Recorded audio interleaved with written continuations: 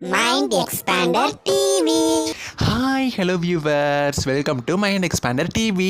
திடீர்னு நம்ம எல்லாரோட ஃபேமஸ் அண்ட் பிரபல சீரியலை பார்த்திங்கன்னா சடனாக ஸ்டாப் பண்ணிட்டாங்க. இதுக்கு என்ன மெயின் ரீசன் அப்படிங்கிறத இந்த வீடியோவில் நான் ஷேர் பண்ணுறேன். இருந்தாலும் இந்த சீரியலுக்கு ரீப்ளேஸ்மெண்ட் இதுதான் அப்படின்னு சொல்லி சேனல்கிட்ட இருந்து அஃபீஷியலான இன்ஃபர்மேஷனே வந்துருச்சு.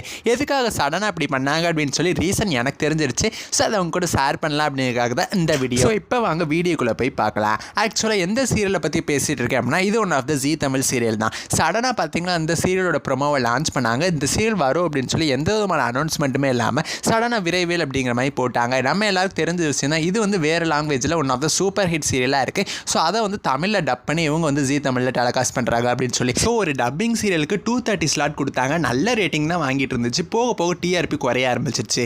3 மணிக்கு டெலிகாஸ்ட் ஆகிற சீரியலில் 2:30 டெலிகாஸ்ட் ஆகிற இந்த சீரியலோட அதிகமான ரேட்டிங் வாங்கினதுனால இந்த சீரியலை பார்த்தீங்கன்னா 4:30 தள்ளிட்டாங்க.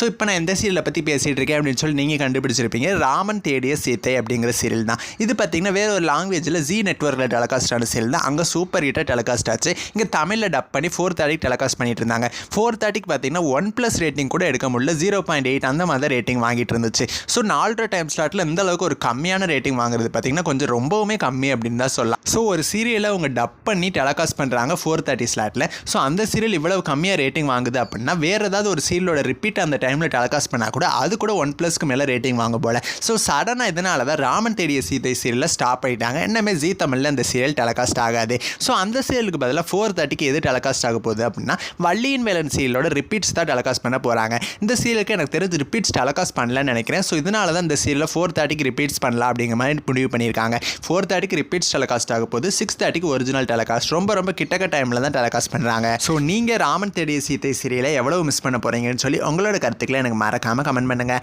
நெக்ஸ்ட் ஒரு இன்ட்ரெஸ்டிங்கான வீடியோவில் நான் வந்து உங்களை மீட் பண்ணுறேன். தேங்க்ஸ் ஃபார் வாட்சிங்.